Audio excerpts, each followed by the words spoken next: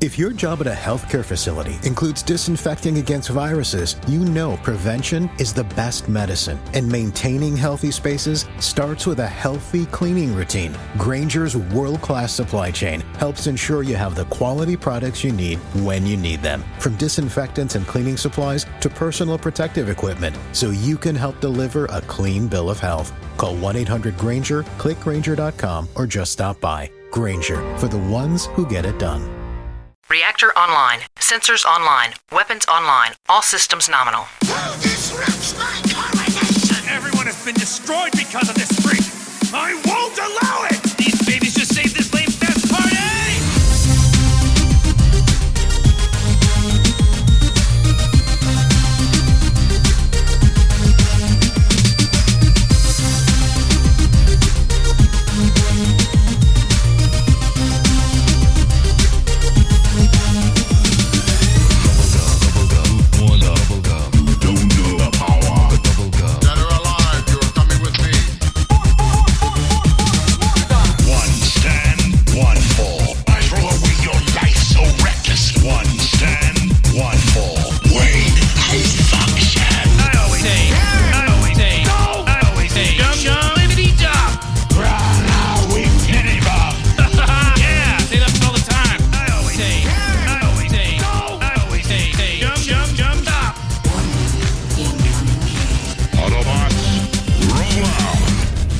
What's going on? You are listening to This Week in Geek.net. I am one of your hosts, Mike the Birdman Ashkoe, now officially. Am that now legally. It's kind of awesome.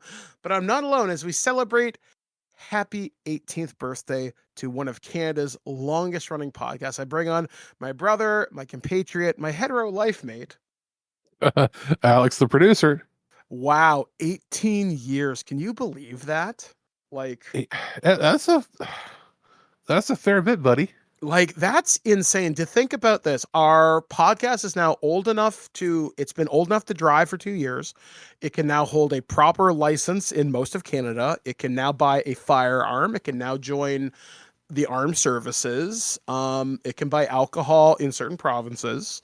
It can buy cigarettes, and it can buy pornography. Actually, I think you have to be 19 to buy cigarettes. I think in Quebec, I think it's 18, but I'm not sure. But everything there is backwards.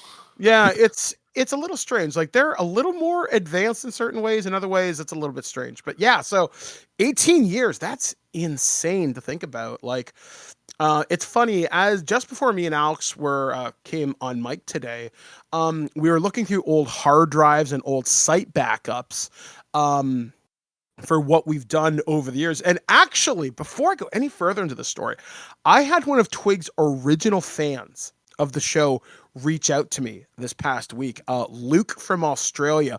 Lucreus, the guy who came up with the original Corpse of Space Michael Dodd as they orbit the planet, waiting to drop hellfire upon it, reached out to me and was asking, do we have any of the old TWIG DVD commentaries from our original 2007 run? And I do believe we have them somewhere. We may send them to him privately. But yeah, we were able to locate a bunch of old files on old hard drives that have not yet crashed or eroded into not working anymore. Kind of incredible just to look at all the interviews, people we've talked to, topics we've covered. I was actually saying this to Alex. I was looking back at some of the interviews, like, I interviewed that person? Wow. What was I thinking?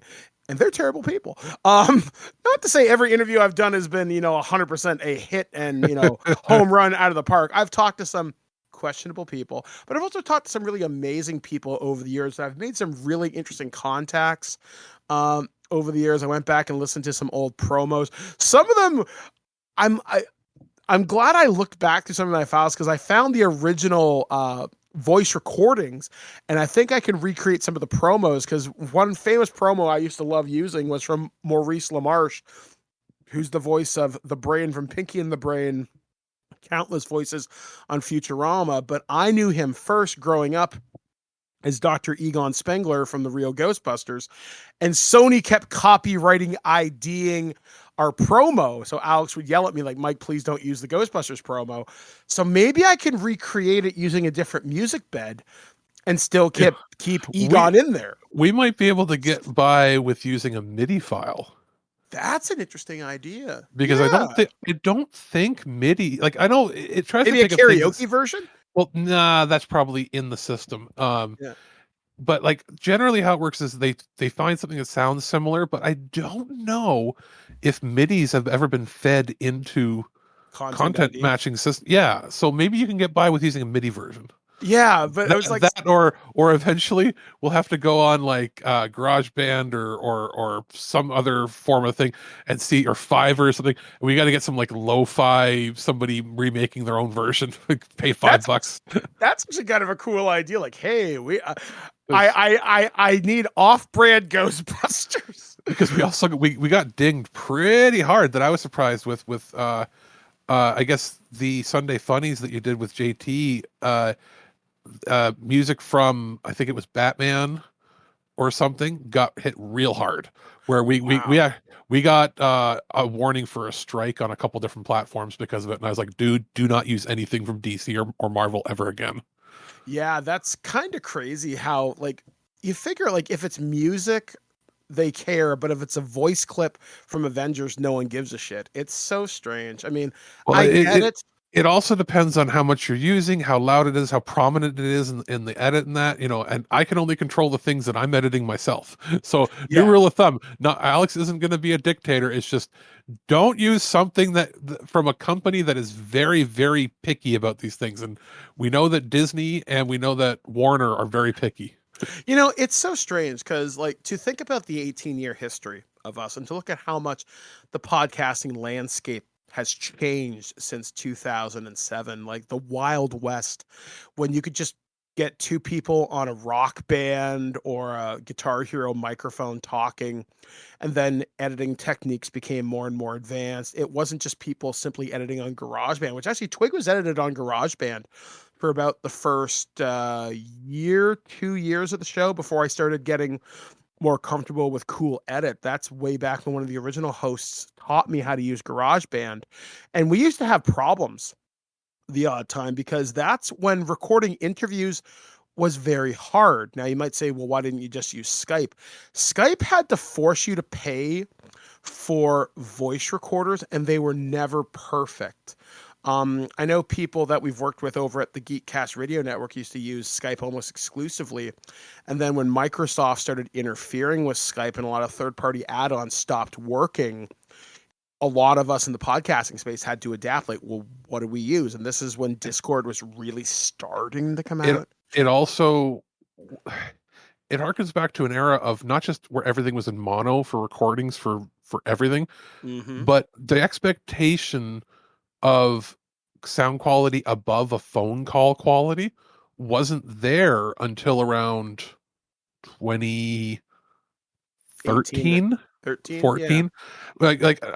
And mono recordings are still happening with a lot of podcasts now, but like at least for the vocals, like, we do a pretty good job of spacing things out so that people can hear it every year, because there is something that I forget the term for it, but people have where they have a hard time differentiating voices when they're all crammed together in a room. Yeah. It's like a spatial awareness thing. So it's so that's one of the reasons why I always try to edit where we have a decent wide sound stage, where yes, if you have one ear in, you can still hear us. It's just if you have both ear headphones on, you'll get a sense of like a round table sort of. And that's something that's become more common. I guess 2018, 2019, people were starting to get more into it. But like, you got to remember that when Twig started podcasting, there was still probably in 2007, 50% of North America was probably still in dial-up. Yep, because way back when, I remember video podcasts were just starting to become a thing, and that's when there was like Hack 3 and Leo. Was it Hack 3 or Hack 5? I can't remember the name of it. Yeah, it was like something weird. Like I watched on there when I got my iPod in like 07. It was that, or was it 07 or 08? I got the iPod Classic, I think. And that one, I got that podcast. I had one that was, I don't remember the name of it, but it was like a Jackass knockoff where people are hurting themselves all the time, which is obviously hilarious to me.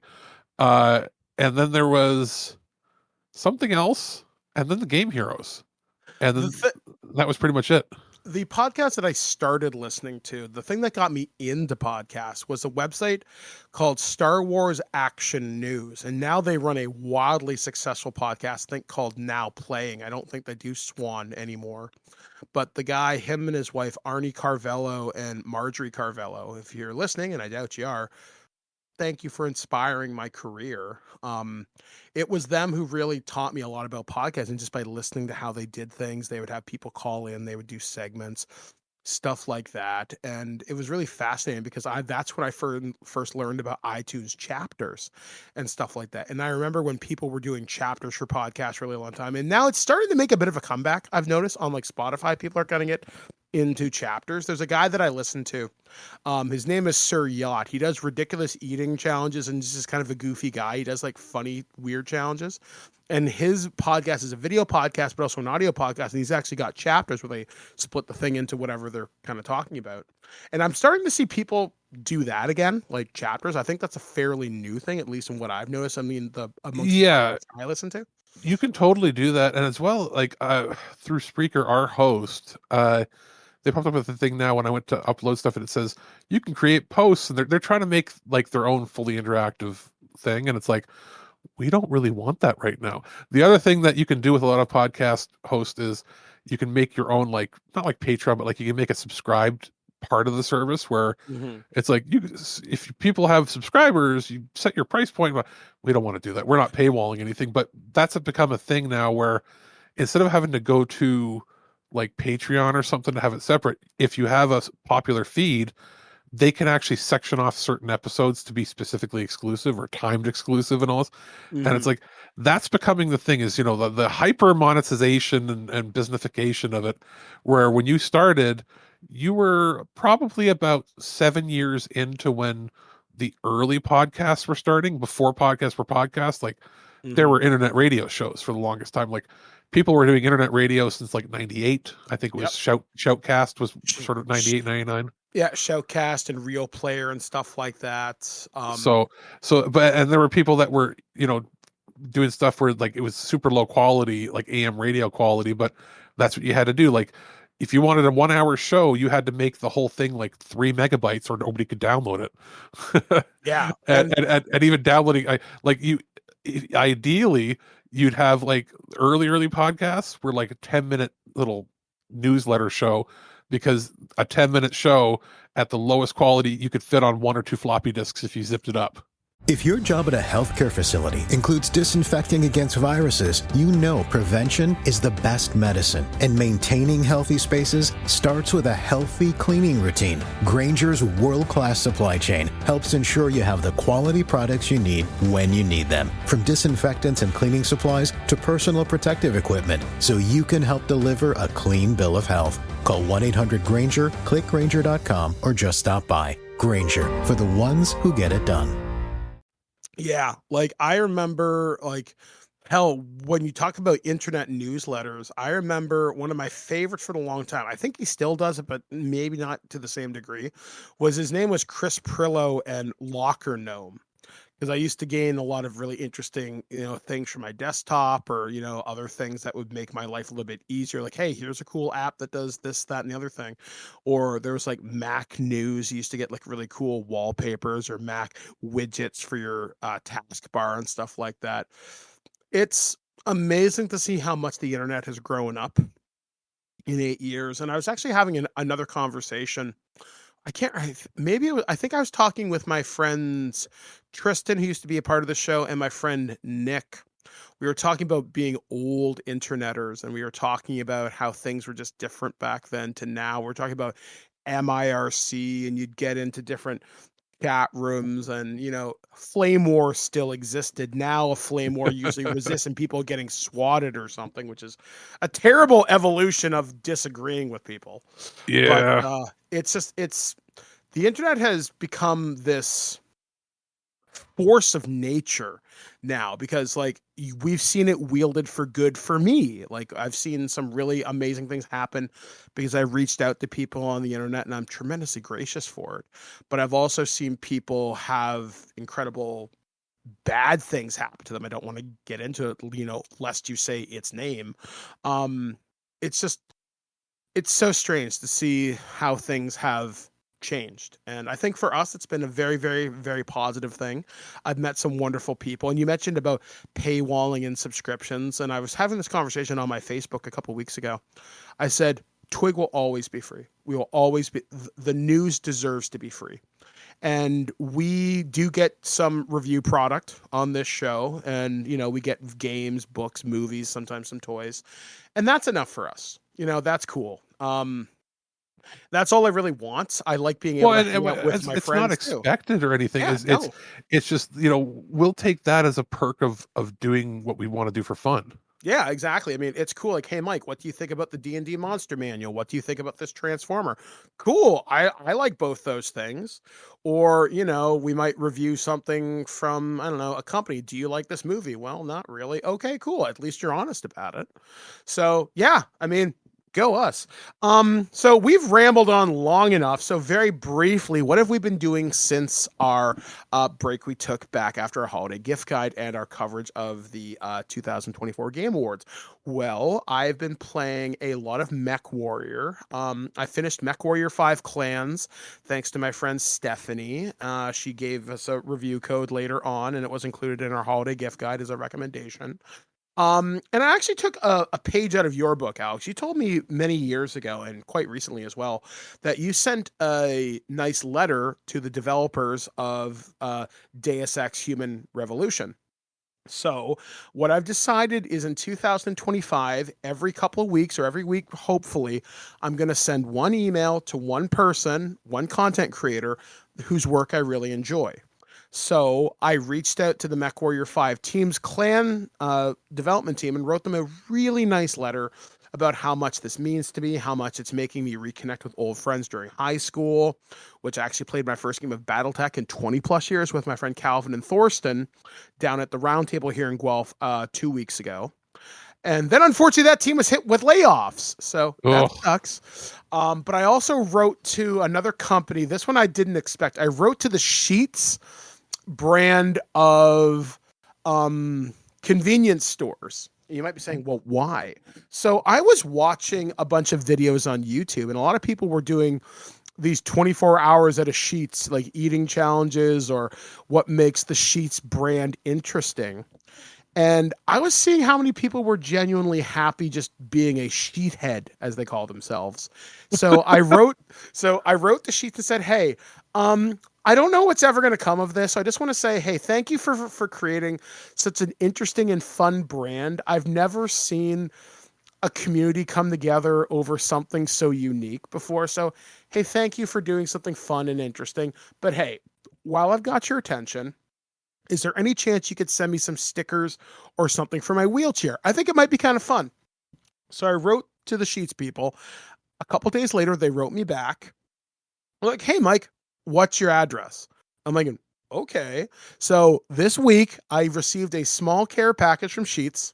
If your job at a healthcare facility includes disinfecting against viruses, you know prevention is the best medicine, and maintaining healthy spaces starts with a healthy cleaning routine. Grainger's world-class supply chain helps ensure you have the quality products you need when you need them, from disinfectants and cleaning supplies to personal protective equipment, so you can help deliver a clean bill of health. Call 1-800-GRAINGER, click Grainger.com, or just stop by. Grainger, for the ones who get it done. I got a bunch of really awesome fridge magnets and a bunch of really awesome stickers. So I am now officially a sheethead, and I really, really, really enjoyed that. I also wrote to a guy named Sam Reed. He does a YouTube show called The Studio Review. In his most recent video, he did 7 days of what happens when you lose your fantasy football challenge. So we had to record a karaoke album. He had to do the NFL Blitz thing where you have to like do all the stuff that all the players do, run the blazing mile where you eat 12 hot wings, then run a mile and try not to die, do a photo shoot at JC Petty and all this really crazy stuff. So I wrote Sam, and he sent me some stickers for my wheelchair too. And that was really awesome. And I also wrote another guy who's a travel vlogger named Noel Phillips. I love his stuff. The most interesting video I saw him do is he took a bus from New York City to Los Angeles, all across the United States. And for those of you that remember, a number of years ago, I went to a gaming convention back in 2009 on a bus with a couple of the original TWIG crew, and it took us about 33 hours to get from Toronto to Dallas. Good Lord. And I really enjoyed that trip. There's something about seeing America from a Greyhound bus. It's an unmasked experience, and I met so many interesting people from America, and it was a really good time. So I wrote to Noel. I haven't received a response yet, and I don't suspect I ever will, but I said to them, seeing the world through your eyes again, seeing something that I truly enjoyed when I was younger and more able-bodied, it's something that I needed to see. I needed to see America. I needed to see the world from a different perspective. Your travel videos, while I'm not able to travel myself, allow me to see the world through a different set of eyes. So thank you for being so thorough. Thank you for showing the fun side of this. Thank you for showing accessibility, because he always does, like, here's Noel on the loo, and he would be like reviewing a bathroom in an airplane or a bus and saying, hey, if you happen to have needs, this is how big the bathroom is. Maybe this will work for you. And it's really interesting, but also talking about the different snack foods he finds along the ways, the different amenities that are on the bus, stuff like that. He's a fun guy. So I've written to a couple people. I'm still trying to do it. I'm going to try and find some more game developers to chat with, and I'm really glad that I took that dive. Other than that, I've been playing Mech Warrior 5 Mercenaries, Dragon Ball Sparking Zero. I'm starting to main Gohan Superhero, but not Gohan Beast. Yes, he is one of the best characters in the game, but I'm trying not to be that guy. I'm still trying to be main Raditz. And as I mentioned before, I played some Battletech with my friend Thorsten and Calvin in person, and I got a bunch of mechs for Christmas, and yeah, it's been fun. So that's been my holiday. What about you? Well, I spent a couple weeks just decompressing completely during the after Christmas at least, and then I went back to starting to watch some stuff and play some stuff for review, because when the Canadian strike ended, nothing started to come in. You noticed that, right? We didn't really get a lot of mail. I luckily got the mail that I needed that were gifts to give people about 2 days before Christmas. So I just got that stuff. But we're still actually waiting on, I'm personally waiting on, 2 or 3 packages that were mailed in November. Yep. That are still in the system. So for some of the movies from different companies that I'm like, hey, I said, hey, I will review them. I'm very sorry that I can't get to them, but like they were completely stuck in the middle. There's nothing we can do. And they said, yeah, we understand. It sucks. It is what it is. So I have a pile of stuff that I have to talk about. I'm probably going to do very brief reviews of each of them. Probably do a review roundup in the next couple of days. Might even be before this episode airs. It all depends on how the recording schedule works, but I've got probably like 10 movies that I got to go through at least that I have to figure out. Gaming wise, I've had a handful of games. Some I still can't even talk about, which is interesting. It's always interesting when Christmas comes around, because sometimes you'll get a game or something that doesn't come out for like a month or two. Mm-hmm. And because when the PR company or the game company goes on their vacation, they'll shut down for like 2 or 3 weeks or maybe a month even for their whole company to do their vacation time. And that's when they'll send things out to people and be like, hey, it's embargo. Don't talk about it, but here's the game 6 weeks early. So I've had a few of those that I've been working my way through.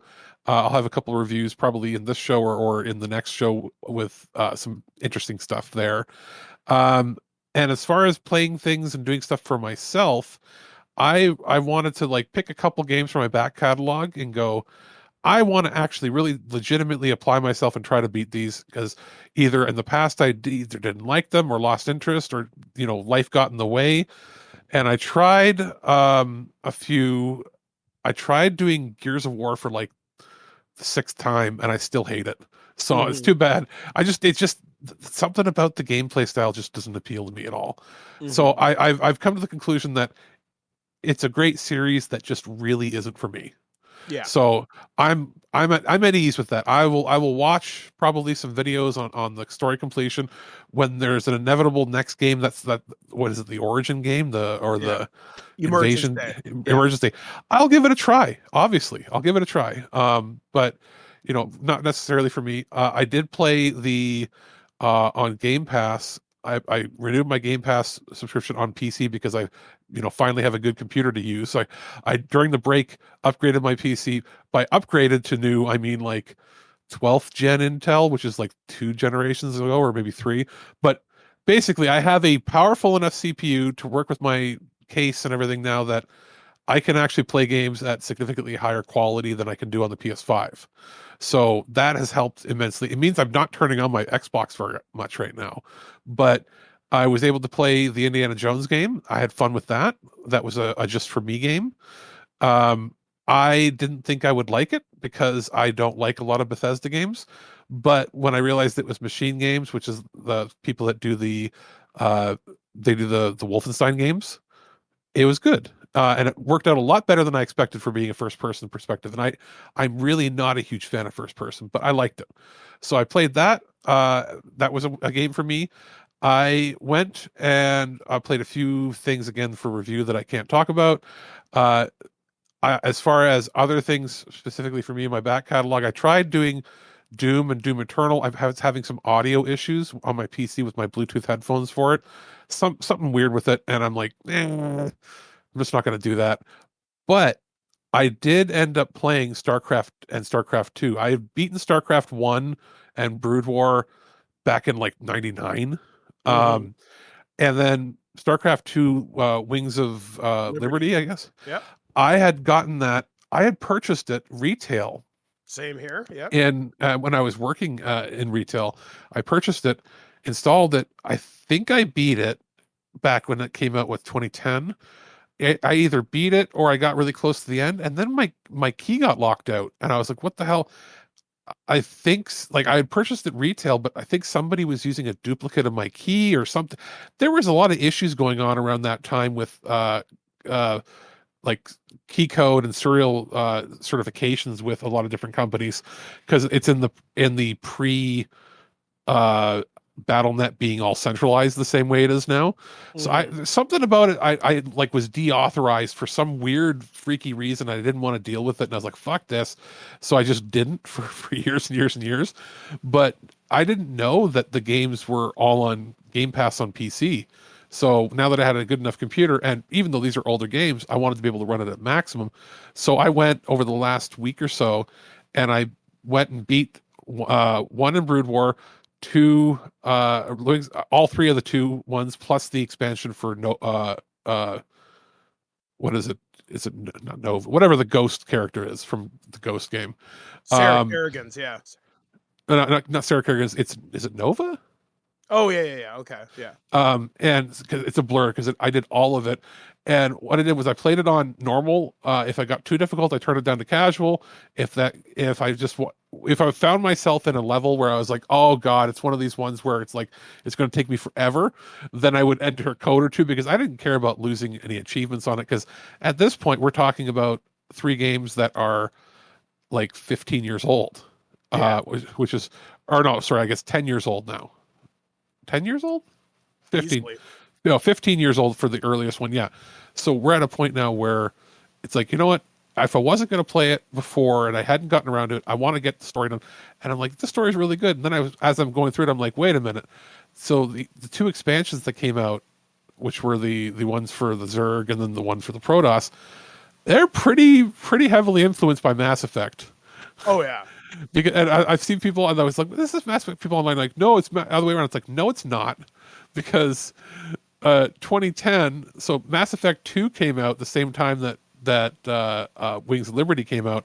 The other ones came out after Mass Effect 3. So I'm looking at it, adding it up in my head. I'm like, there's a lot of inspiration for galactic cycles and stuff that was clearly not in the original story.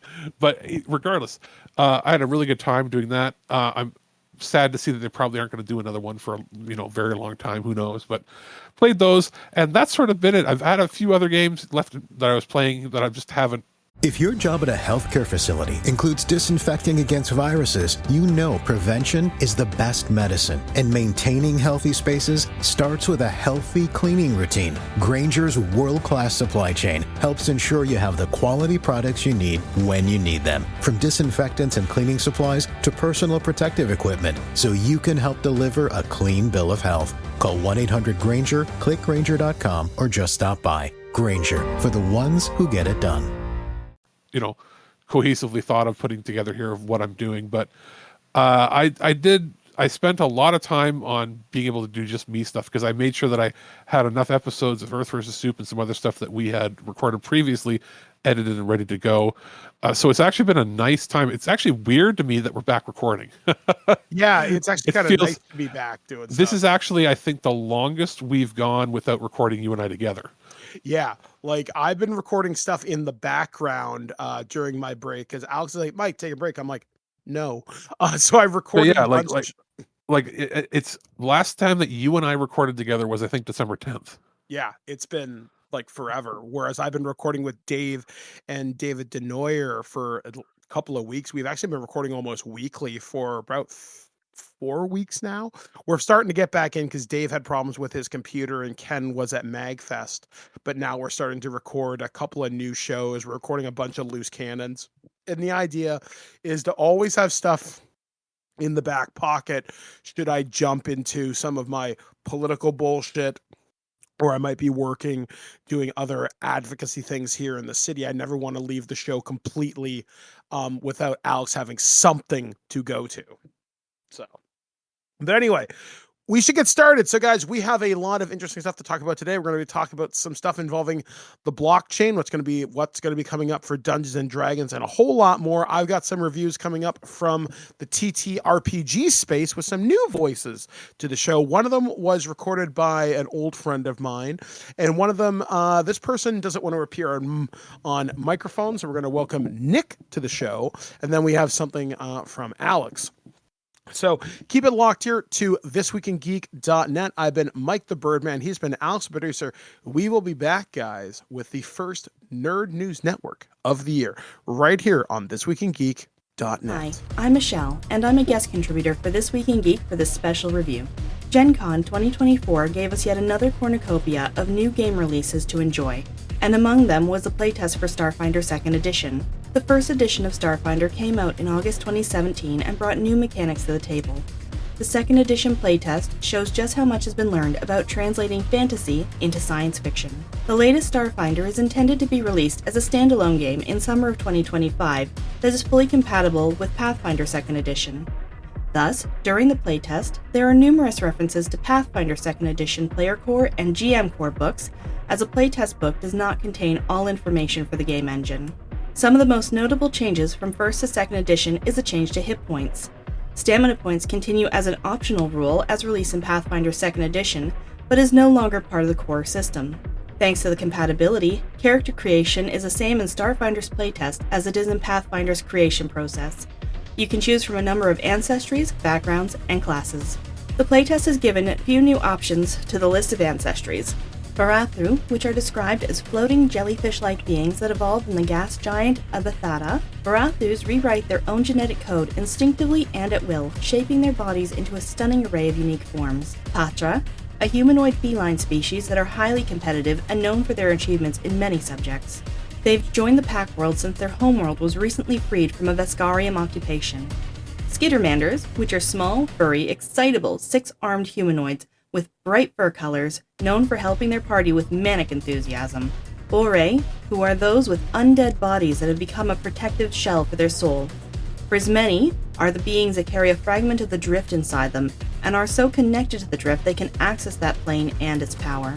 There have been few changes to the classes with the return of the Envoy, Mystic, Operative, Solarian, and Soldier. The Technomancer is missing from the playtest, and instead we have the Witch Warper. Blending together some of the flavors found in Sorcerers with the mysteries of Beyond, Witch Warpers have had an event in their lives which have led to them gaining the ability to manipulate reality. Like Sorcerers, Witch Warpers are innate casters with a spell repertoire and new mechanics to explore. The Attribute Score Advancement System is similar to what was used in the first Starfinder.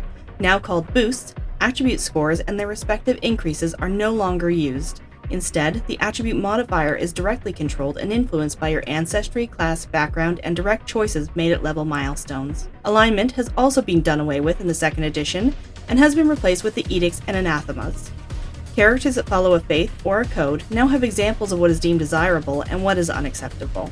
Another big change made in Pathfinder during the update to 2nd edition has also found its way to the Starfinder playtest. Proficiency bonuses. How proficient your character is with a particular skill is based on how much training they've put into the skill, and their proficiency for trained skills increases at every level. Many untrained skills can be used, however, would not benefit from proficiency bonuses. Speaking of skills, the skill lists found in Pathfinder 2nd edition have been maintained with only 2 additions: computers and piloting. The playtest scenarios and modules have given ample opportunity for testing the new implementations of the computer skill, and given the limitations of the playtest, ship combat, a chapter of notable size in the previous edition, has not been included in the playtest. The changes for ship combat and vehicle piloting are something we'll have to wait for the full release to enjoy. If you've experienced Pathfinder 2nd edition, then you already know what to expect from combat encounters. The 3-action economy has been maintained, allowing for the same flexibility and approach to encounters. Whether you use those actions to cast one powerful spell, or rush up to an enemy, or use those actions for multiple attacks, the combat system makes it easy as 1, 2, 3 for players during encounters. From the Game Master perspective, encounters, encounter building, and character building have received the same attention as it did in Pathfinder 2nd edition, making sure balance is attainable. I will note that lower level encounters can still be challenging at the higher encounter XP budgets. The playtest book does not include encounter building, as all encounters presented thus far were pre-built into the playtest modules and scenarios. Given that character leveling remains the same as Pathfinder 2nd edition, there appears to be no change from the encounter building found in Pathfinder 2nd edition. The other notable item missing is ship-to-ship combat. What was a chapter of import to the game allowing travel to other planets, we'll have to wait with anticipation to see how new ship-to-ship combat will be handled. With all the changes made to Starfinder, we can see that the playtest and the new edition of Starfinder has potential to take your games to limitless stars. Or if you want a twist to your Pathfinder game, you can have your characters visit another planet for something different. The Prime Minister of Sweden visited Washington today, and my tiny little nipples went to France. Gossip, rumors, panic in the streets. We're lucky. This Week in Geek News. Welcome back to thisweekingeek.net. I'm Mike the Birdman. He's Alex the producer. Well, it's time to dive into the first things that happened in the year 2025, and well, as you can guess, some good, some bad, some stuff I'd never want to talk about on this show, but that's okay. All right, so our first major story comes from TechCrunch.com, and Blade writer David S. Goyer debuts his latest sci-fi franchise on Inscension, a new platform built on story blockchain. While the adoption of IP, intellectual property blockchain, and tokenization of assets is still in its early stages, more creatives in the entertainment industry are embracing what is called, quote, tokenization storytelling. This approach enables fans to participate in story development, contributing elements such as characters and plot that can be tokenized and owned as digital assets. David S. Goyer, known for Blade, the Dark Knight trilogy, and Foundation, is the latest filmmaker and comic book writer to explore how blockchain technology can give his fans a voice in the creative process while also protecting IP. Announced on Tuesday of this week, Goyer teamed up with Inscension, a new entertainment platform utilizing Sony's IP blockchain to launch his new sci-fi franchise called Emergence. Inscension, backed by a 16-ounce crypto, aims to give IP holders a platform to protect their work and engage with their audiences. The company was founded by Chase Rosenblatt, CEO, and Spencer Morrell, COO, two tech entrepreneurs who believe the traditional IP development is flawed and new and rising creatives are being overlooked. Quote, I was intrigued by the idea of using the broader community and tokenization of these ideas, Goyer told TechCrunch. What's beautiful about these platforms that if you create something, regardless of whether it's a drawing, a short story, a t-shirt, it tracks your creation throughout all subsequent mediums, and it creates watermark, if you will, and it will compensate you forever. Starting today, everyone is now welcome to collaborate on Emergence, the first IP to debut on the Inscension platform. This includes writers who wish to create their own narratives, artists who have visions for characters or landscapes, musicians who wish to contribute to the soundtrack. Once a community created idea receives enough votes and is approved, it becomes a part of the official canon. Fans are awarded with ownership, giving them a stake in the story's success. Goyer revealed to us details about Emergence, which is centered around a white hole known as the, quote, white fountain that ejects thousands of mysterious relics throughout the galaxy that possess incredible power. Much like his previous projects, Goyer's new universe is carefully crafted and rich with intricate details and unique characters that offers ample room for creative exploration. Goyer and his team of award-winning writers also created a, quote, world Bible, or a guide that outlines themes for characters, evolving plot lines of the story. For instance, it details the various types of relics, micro, macro, and mega relics, and introduces various types of life forms, including the advanced humans known as the Kind. A few characters that have been fully fleshed out as well include Captain Scaldy, featured in the image below, who is a child touched by a macro relic and inadvertently turned her entire world into glass, including her parents and siblings. There's also Darius, a service worker who travels the galaxy and witnesses a lot of, quote, weird shit, as Goyer put it. Beyond what is contained in the World Bible, much of the story remains untold. Goyer intentionally leaves many questions unanswered about the universe, including the nature of the relics and their origins. Additionally, Inscension built upon an AI agent called Atlas to help Emergence give a collaborative, generative ideas and answer questions about the world or specific characters to ensure accuracy. Atlas can also create videos and images. In the future, I'm almost done here. In the future, Goyer mentioned that fans will have the opportunity to vote on certain aspects of the story, such as the fate of a character, whether they live or die, the induction of new characters into the universe. There will also be a leaderboard for tracking points, as well as the ability to invite and collaborate with others on the platform. The possibility of Inscension users being able to monetize content remains unclear. The company declined to comment. Of course they did. Although Inscension may present exciting opportunities for fans to engage more deeply with influential sci-fi writers like Gore, it also is still too early to determine if others will be on board. Many creators prefer to maintain direct control over their IP and generally resistant to adopting new technologies like blockchain and AI. Goyer remarked, if anything, Inscension is going to lower the barrier and allow people that might not have a way to break in and make some money get some recognition early on. Hopefully, based on my track record, that will be enough to create interest. This is a fucking joke.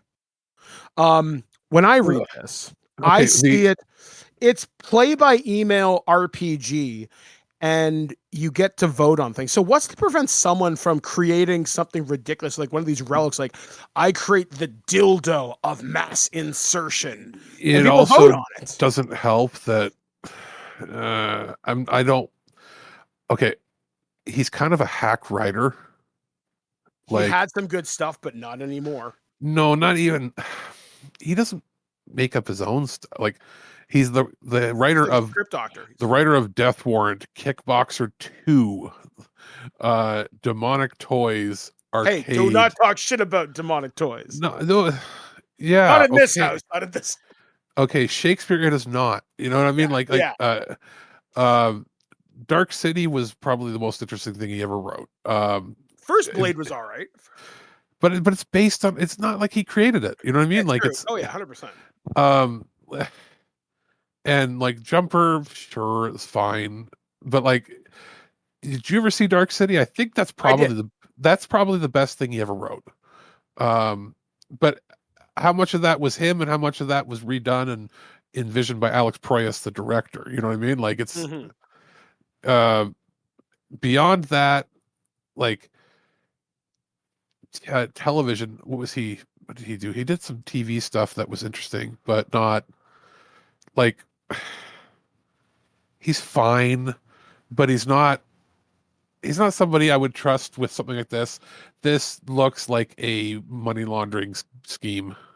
I don't know so much if I'd say money laundering. It seems like someone it has an interesting idea that is then going to be co-opted with some nefarious deeds, because anytime anything with blockchain is involved, it's because people are doing some sort of weird money laundering thing. And I'm using that in air quotes as like a catch-all term for people are doing something dirty with their money. Like for me, like, okay, I create a cool idea, but I bet you there's something in that fine print where someone creates, like I said, the aforementioned mega relic dildo of insertion. It says it's going to be based on points. So the way that I'm hearing that described, if enough troll tech bros decide that's how David S. Goyer's universe is going to go, what's to stop this guy from saying, I don't like that. I don't want that in my universe, but the people have spoken. Yeah, but I don't want that. Right. So where does the creative control start and stop? Yeah. Like, it's dumb. I mean, yeah, but it's like you're buying your way into the industry, right? And I don't like that. Like, your work should stand on its own. Now, I say that as a freelance writer on a major IP, and I got in the door because my ideas were interesting. I didn't buy my way in by saying, "Hey, look at this cool character I made. I paid $25. Yes, please." Right? And Yeah. I mean, like, you're paying for access, and I don't like that. Your work should be able to stand on its own. Now, does everybody have that ability to break in? No. But the person with the biggest wallet should not be able to say, "Look at my cool character. They have lasers and 6 arms, and they are sexually attractive to all species and all genders. Aren't they the coolest ever? And their name is Captain Awesome Laser." If you get that reference, you're really fucking old. But you know what I mean? It's stupid, right? Like, you're paying for play. I don't like this. This is dumb. And I really wish we'd move away from this blockchain and AI. Now, that being said, AI can be used in good instances. For example, there's a number of writers I know that use it to proofread, just to correct grammar, but never generate ideas. Is it interesting for storyboard artists?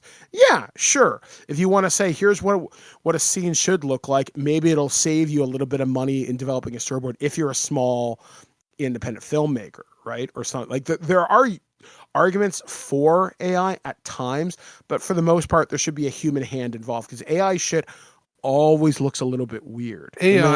AI art, I have a problem with. I don't have a problem with it in concept. I have a problem with in practice what it ends up doing to the economies of the people that and the Rely on it. industries that rely on that Yeah. rely on things that are human touched to make, like, Mhm.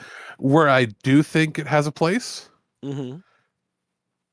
Somebody who's a quadriplegic that wants to create art, Yeah. I and can see that. they have a vision in their head.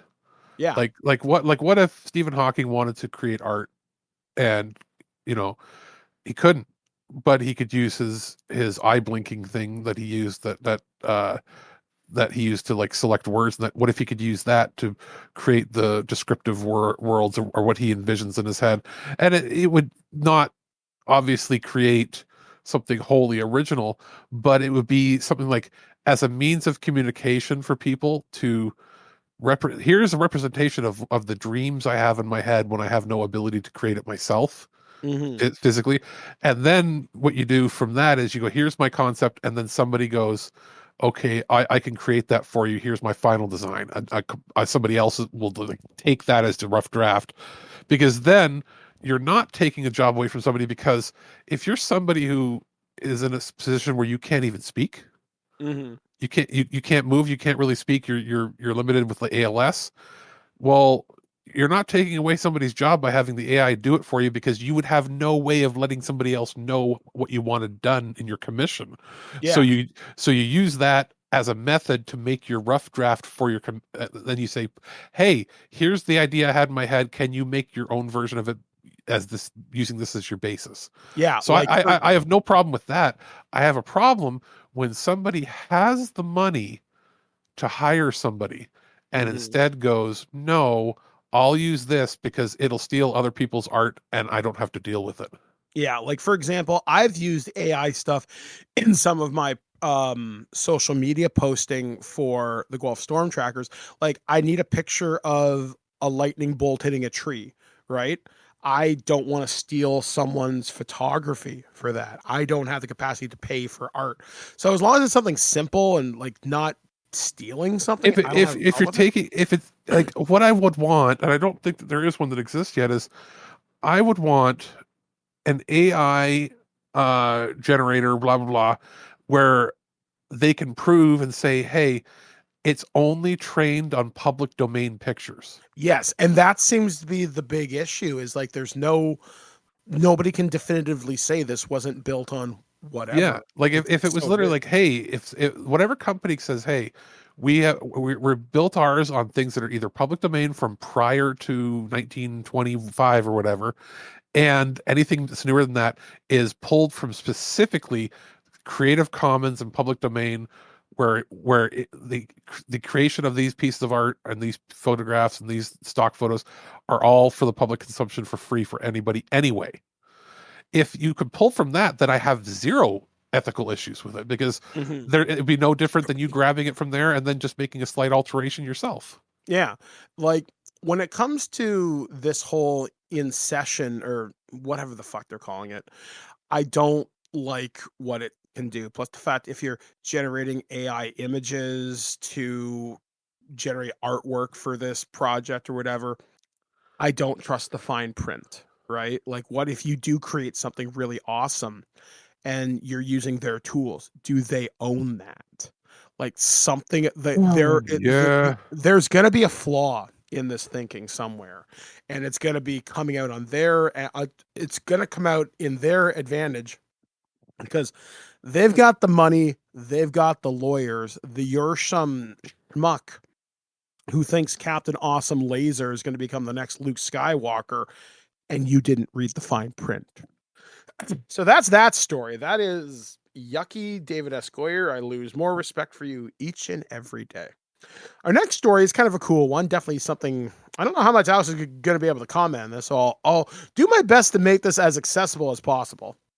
So, you know, and with this, you don't have to read the whole thing. If yeah, you don't want to. I'm going to pick a few sections out of this. So this story comes courtesy of comicbook.com, and this is updated Dungeons and Dragons roadmap lays out plans for 2025 releases. And I'm actually just going to talk about a couple of these things because there's going to be some of these we're actually going to be reviewing on the show over the next couple of weeks, months to come. So the first thing is the 2024 Monster Manual, which will be coming out in just a little over 3 weeks.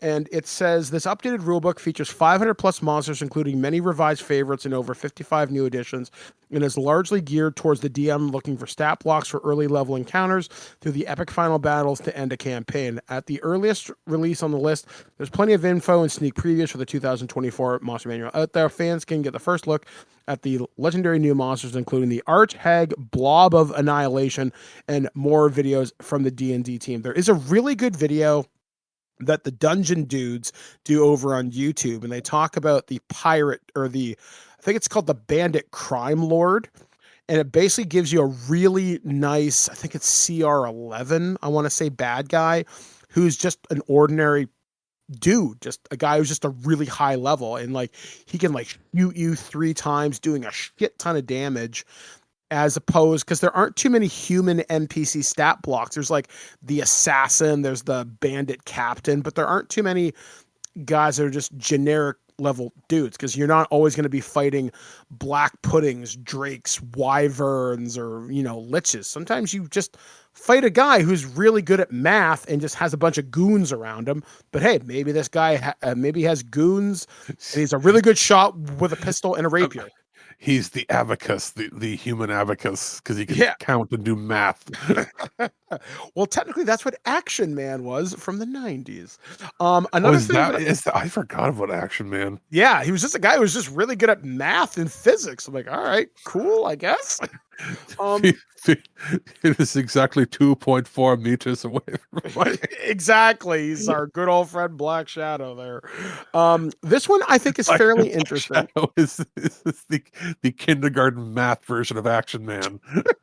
For you old twig heads out there, you're welcome. This next one I think is pretty cool. This is Eberron, Forge of the Artificer. This comes out on August 19th, 2025. Yes, D&D fans, you read that correctly. We're returning to Eberron region with one of the truly new revealed items in the updated 2025 roadmap.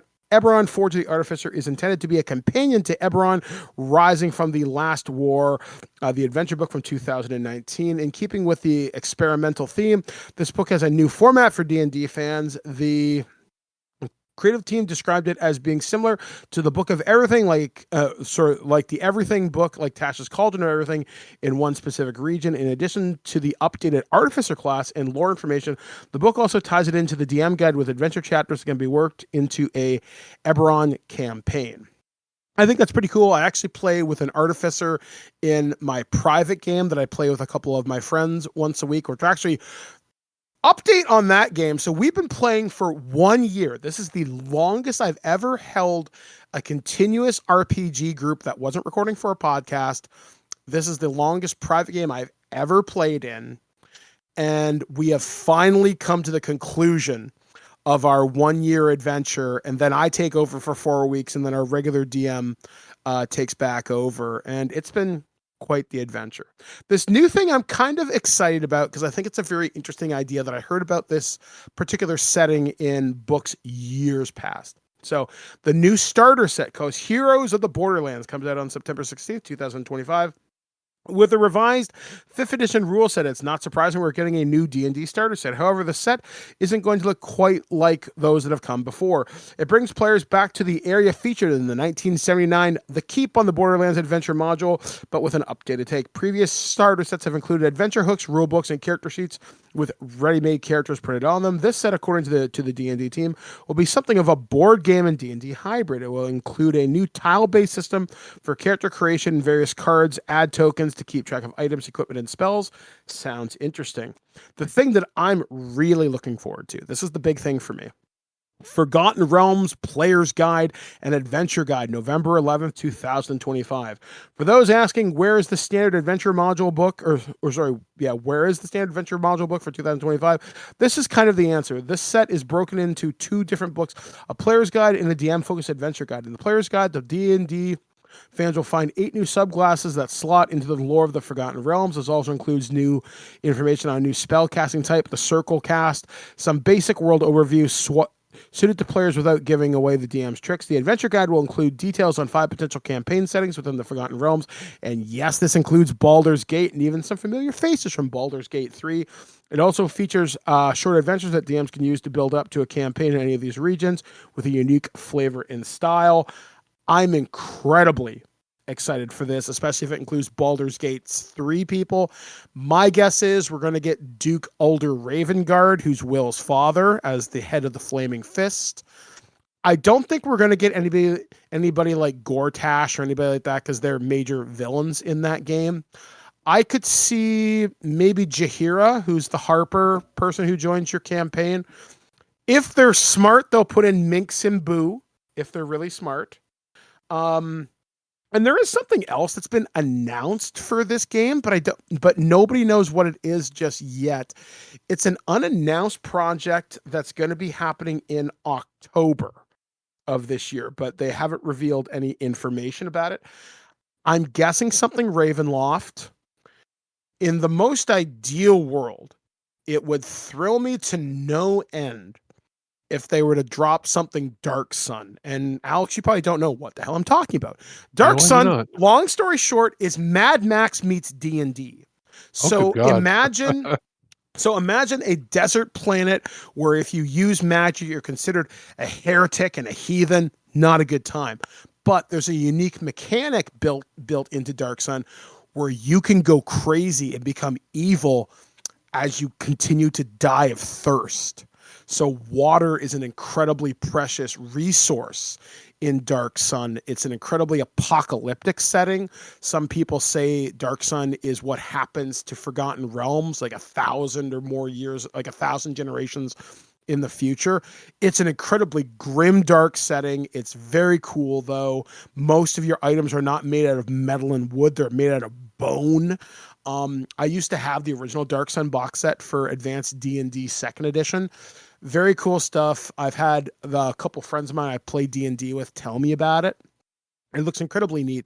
So this is a really cool roadmap for stuff. I'm glad we're finally getting a Forgotten Realms players set that really fleshes out the setting. Because Forgotten Realms is, I find, where a lot of people tend to play in, like you've played in it now in Baldur's Gate.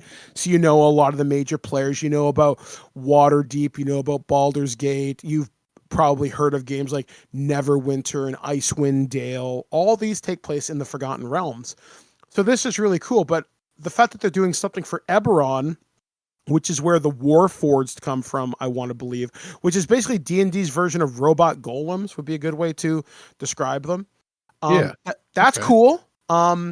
There's no way the October thing is not Ravenloft related because, well, it's spooky month. It makes sense. Now, D&D for Ravenloft, there is Van Richten's Guide to Monsters.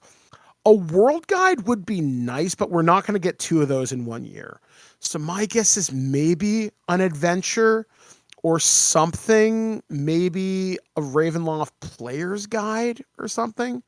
I think that'd be cool. Or maybe a Ravenloft monster manual. That would be really awesome. Can't see getting 2 monster manuals in 1 year. I know with the D&D rules for 2024, which is what the new current rule set is, I've heard mixed things out of the community. If you want a really fun channel to watch, you can watch D&D shorts on YouTube, how you can create incredibly broken combos. I was talking with my DM friend Paul, and according to the new rules, you can kill the Tarrasque at level 1 in theory because it has no ranged attacks and it has really shitty saving throws. So if you play a flying race, an owl, there's like some kind of a flying race that's based upon an owl. So if you played a flying race that could fly 60 feet up in the air and cast the spell Sacred Flame, I want to say it is, the Tarrasque, even if you cast the spell 100 times, the Tarrasque is going to fail its saving throw eventually. And Sacred Flame is a cantrip, not a spell, which means you can just keep casting that all day long. So as long as you stay out of range of the Tarrasque, eventually you're going to microwave this thing. It's kind of stupid. So also the Tarrasque has a less than impressive stat block in new editions of D&D. It was a lot scarier in like 3 and 3.5, and even when Pathfinder did their own version of the Tarrasque. So yeah, that's what it is. I think I'm excited for a lot of D&D stuff. I know a lot of the D&D discourse on YouTube is sort of shifting, and I even know there's stuff going on there involving the guys who did Critical Role are making their own setting. I think it's called Daggerheart or something. That's interesting, I guess. I don't know. And I've even heard people on YouTube talk about how D&D content on YouTube is changing drastically. Like, it's not as popular as it once was, and a lot of old tubers who have done D&D content for years are either retiring or moving away and stuff like that, which I think is a bit of a tragedy because I'm really excited to play this new like Forgotten Realms stuff, but it is what it is. That's the state of the industry. There's still other tons of settings you can take a look at too, like Paizo. Like we're gonna take a look at like Starfinder, and I think that's an interesting game. It's not my cup of tea, but cool. You know, space elves and lasers and blobs and shit. Obviously, there's other types of role-playing games out there. So the hobby, I feel, is in an interesting spot right now where you don't always want to play D&D if you don't want to, but D&D has the best support. It can be oversaturated, I think. Yeah, because like even now with like D&D Beyond, they're doing this new thing called Project Sigil where you can like build your own 3D maps, and that's really interesting, but motherfucker, I'm terrible at doing that. Like I have to use maps imported from other sources from like Pinterest to do my adventure encounters. I can't imagine building 3D maps of like building my own terrain and then factoring in cover. Like I just want to be able to throw down a map and say, yep, that is a tree. You cannot see through it. Awesome. So I don't know. Maybe some dungeon masters are really good at that stuff. And if so, man, you may have a future ahead of you in building terrain. But anyway, that's what I got to say about that. So that's going to do it for this edition of the Nerd News Network as we move into 2025. And we're going to take a brief break here. I'm not sure what review is going to go here, but you're going to listen to it. You don't have a choice. So me and Alex will be Wait. They have a choice. Don't say that. Yeah. No. I'm holding you at gunpoint. No, at phaser point, and it's set to kill. Anyway, we'll be back, guys, right after this with the first weird news of 2025. I've been Alex. He's been Mike. You can't change that. We'll be back right after this.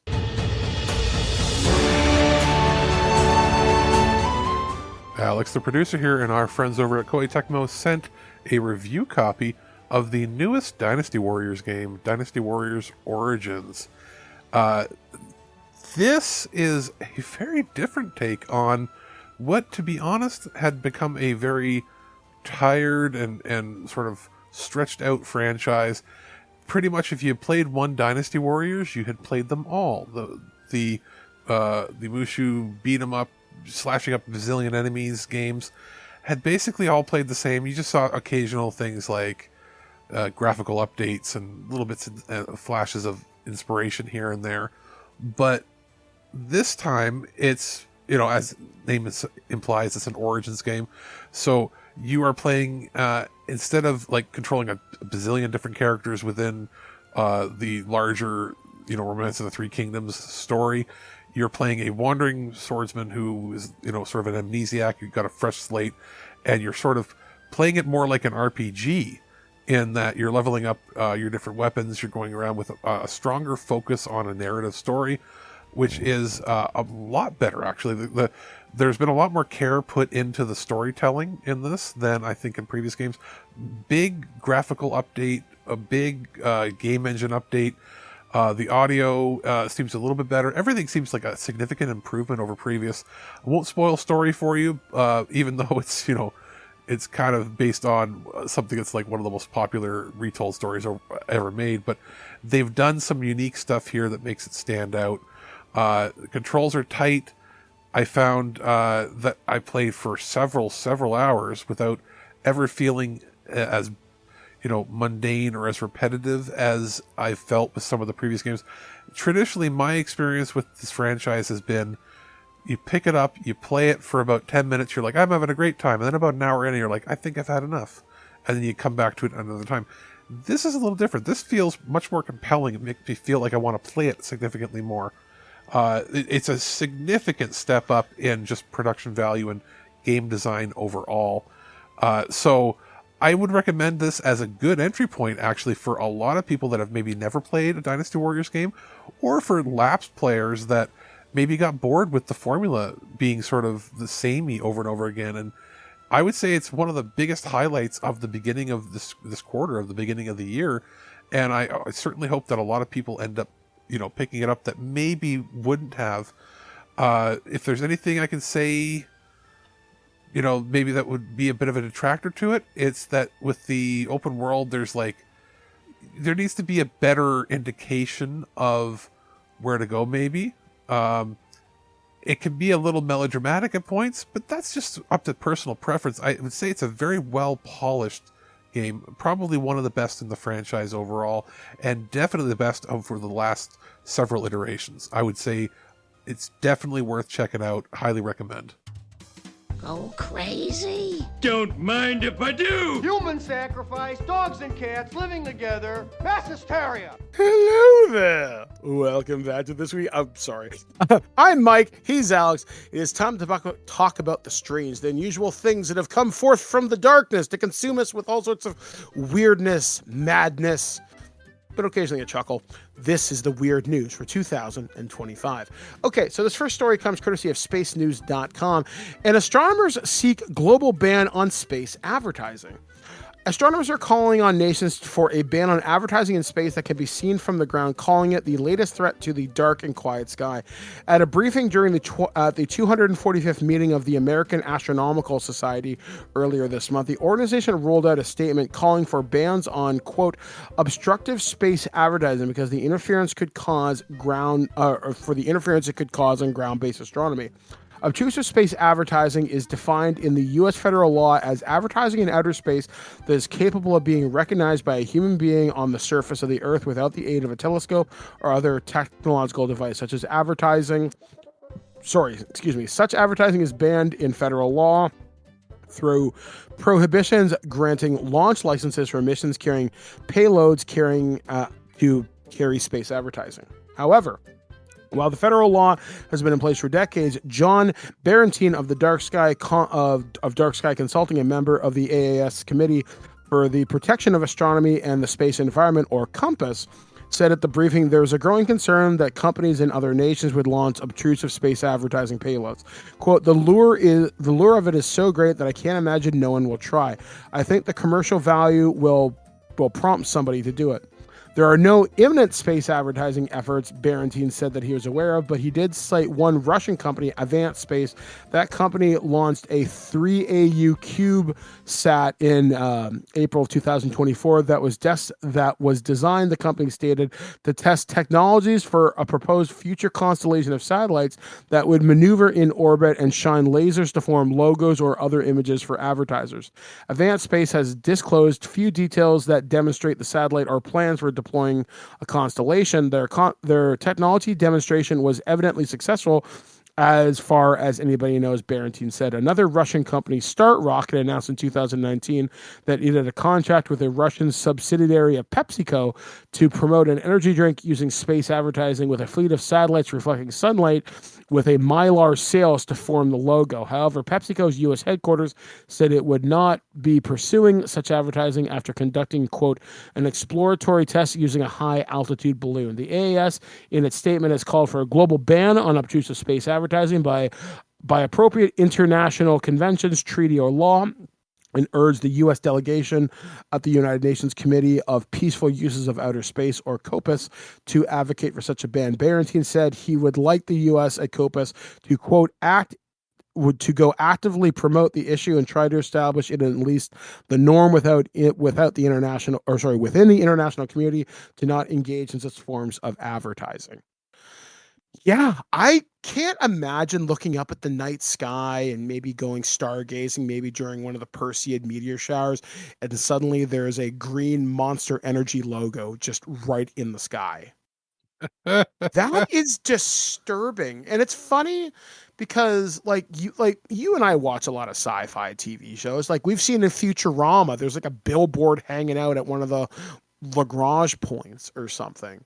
And space is so vast. Like the sheer size and scale of these things, I can't see being anything other than gigantic to gargantuan. And if it was a group of satellites that are moving in geosynchronous orbit, that's more space garbage we have to deal with. And whatever, payloads go up in space by whatever space agency, this is one more thing for them to dodge. This is one more thing to fall out of the sky when, gravity shifts a micron or whatever. I'd rather not be killed by a PepsiCo reflecting, object just because something happened one day. This just seems so unnecessary. But we've seen dumb shit. I mean, as cool as some of those drone shows are over like the Super Bowl or Las Vegas or Taiwan or wherever you see these huge things, I will admit some of those look outstandingly cool. Now, that being said, could they do something that was designated as a one-time only? I have a feeling that's how they're going to try and get around it. Say, oh, we want to do a show for everybody over the city of Chicago. We're going to do a 1-minute demonstration of this thing, but it has to be a clear night and blah, blah, blah. I can't see how you pull this off with any consistency either. Like, again, just picture that green Monster Energy logo hovering there in the sky all the time. Like, how does that get turned on? How does that get turned off? What if there's a malfunction? I see so many concerns. Like, I remember very specifically, I was astounded, and I'm still blown away by this too, and it probably makes me sound stupid, but when I look up in the sky in the afternoon and I can see the moon, I always find that really, really, really interesting. Because in your head, you're not supposed to. Yeah, like it's just like, oh wow, I can see the moon. It's like 3:00 in the afternoon. Cool. But I don't want to see the Pepsi logo when I'm going to sleep. You know what I mean? Like, and when people go out to these places where there's zero light pollution, like you're going out to like up here near me and Alex, about 3 hours away, there's a wonderful place called Algonquin Park. Nature's untouched beauty. It's literally some of the darkest places in Ontario, and the Almost got skies look killed by a incredible. moose there one time for real. Yeah. So imagine Which is not, for anybody in the States, that is not a weird thing to say about being in Algonquin Park or in a park up north. Yeah, like it's not even that far up north, but like if you get like 3 hours away from regular civilization here, it's not uncommon to have a story of, oh, a moose almost killed me. Bears is a different story. That depends on where you are, but like a moose will just, stomp by you and crush you if you're in a tent. Yeah, exactly. Don't fuck with moose. But if you see moose tracks and you're in a tent and you're at like a designated like official park camp, try to go into one of the cabins instead. Yeah. And it's funny how this news story specifically mentions other nations in the European Union. Russia, I think, would be the first to try it. Then I would see maybe one of the smaller nations. I could see any of the Middle Eastern nations doing this. I really could. And that's not meant me, pointing my finger at them. It's just that some of these people over there have vast amounts of money, and if they wanted to do something, it probably wouldn't even be that. I would think it would end up being South Korea and China. I could see that too, because again, they have for different reasons. South Korea because they would want to show off flashy new tech. China because they'd want to be the first. With them right now, it's about the first with new AI, the first with this, the first with 5G. That's what they're looking for. And I don't know how the international community would react. I mean, honestly, some people would say, "Oh, that's kind of cool. There's, the Intel logo floating above the ocean or something." But again, it's weird, and I don't want to live in Futurama. Like I don't want this. And well, I again, mean, I kind of do because it would be interesting, but I kind of don't. Yeah, like it's so strange just the fact that this is where we're currently sitting with technology. Like rather, like this is the only point I'm ever going to bring up about this, or I'm really going to try, is when president-elect down in the States, I'm not even going to say his name, had said, "Oh, we're going to land a man on Mars during my administration," or something to that effect. Colonization and exploring space should absolutely be a priority, even though you're going to defund NASA. But that resources and understanding and scientific research takes time. It takes money. I'd rather see money and resources funneled into understanding what it takes for long-term survivability in a extraplanar environment. But that's not flashy. That's not. It's true. Yeah, that doesn't grab headlines. Yeah, exactly. It's not sexy. It's not sexy to say, "Oh, we've developed a new treatment against radiation and long-term exposure to cosmic rays," as opposed to, "Hey, look at the cool drone show that's going to happen in space on July 4th over New York or Washington." You're right. It's not flashy. It's not sexy. It's not headline grabbing. And you're right. One of the other foreign nations who wants to grab a headline, like we've already had your Sputniks, we've already had your Mariners, your probes that have landed on all sorts of different planets, but nobody has put something in space that everybody can see at the same time. So it's horrifying on one hand. Am I overreacting? Maybe a little bit. Because it'll turn into like how I'm not a big sports fan, but I get angry when historic arenas and coliseums get renamed every 3 years by naming rights for whatever chocolate or cigarette company wants to put their name on it. Like I was mad at .com arena or whatever. I was mad enough when the Sky Dome had its iconic name changed to the Rogers Center, and then immediately Rogers doubled or tripled the cost for renting out the arena, so almost nobody does it anymore. Yeah, it's stupid.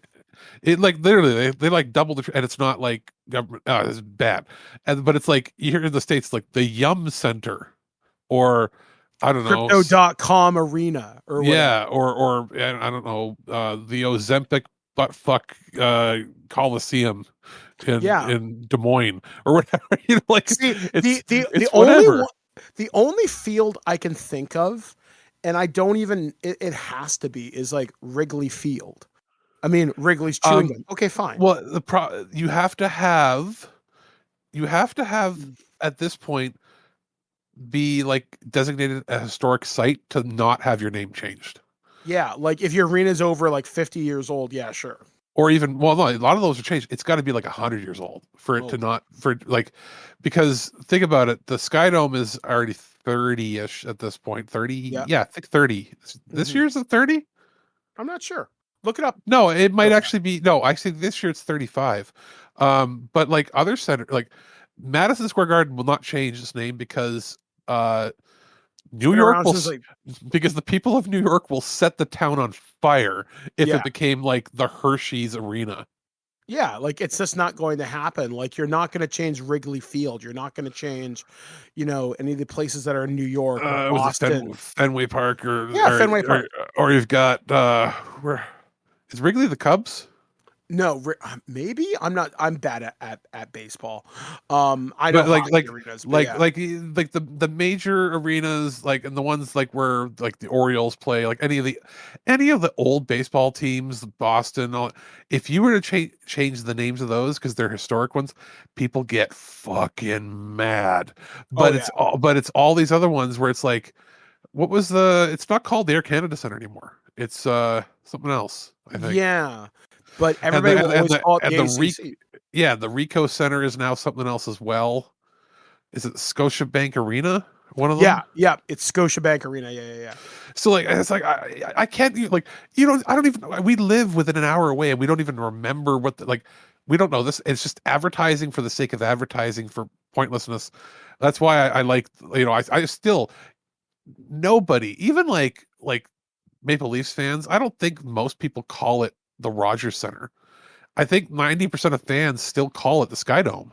Yeah. Like when I went down for what the fuck was the event that called it Money in the Bank? You're like, oh yeah, I went to the ACC or Scotiabank. Like, I just always shorthand it to whatever it is. Yeah, right? like I mean, I guess officially people will say things like the Rogers Center for the sake of legality, but like anybody that's local here, nobody calls it that.